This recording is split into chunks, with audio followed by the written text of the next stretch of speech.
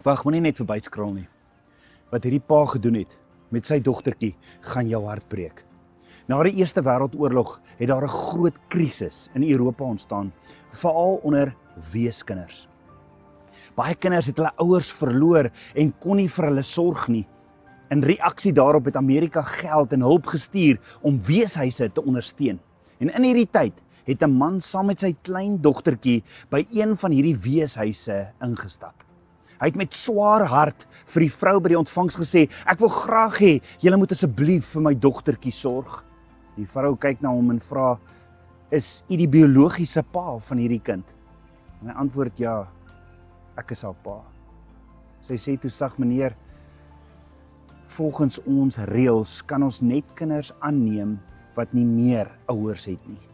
Ons kan nie kinders neem wat nog 'n pa of 'n ma het nie. Ons het nie plek nie." En die man se oë gevul met trane antwoord toe met 'n gebroke stem en sê, "Mevrou, ek was 'n soldaat in die oorlog wat gevange geneem was. Ek is nou oud en na die oorlog het ek nie werk of 'n manier om vir my dogtertjie te sorg nie.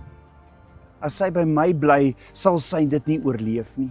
Ek het nie 'n dak vir haar nie, ek het ook nie kos op die tafel vir haar nie. Ek is bitter lief vir haar, maar ek kan nie vir haar sorg nie. Asseblief help my kind." Die vrou kyk na die man met groot medelee, maar antwoord stadig, "Ons hande is gebind, meneer. Ons kan ongelukkig niks doen nie." En daar kom toe stilte in hierdie kamer.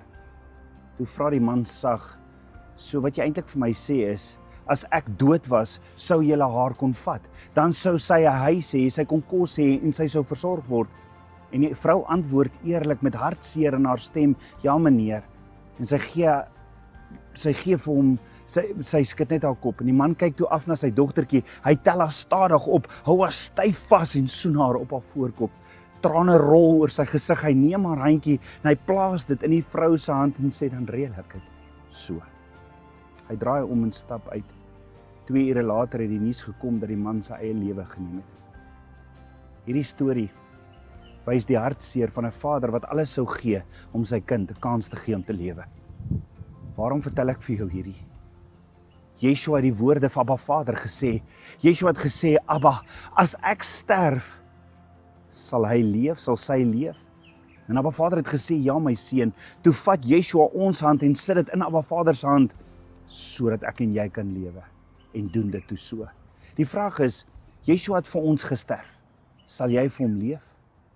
As hierdie boodskap jou hart geraak het, deel dit met iemand wat vandag hoop nodig het, en kies vandag om weer jou oë op Yeshua te rig in sy liefde en in sy liefde te wandel. En onthou, staan op, jy is geroep vir 'n tyd soos nou.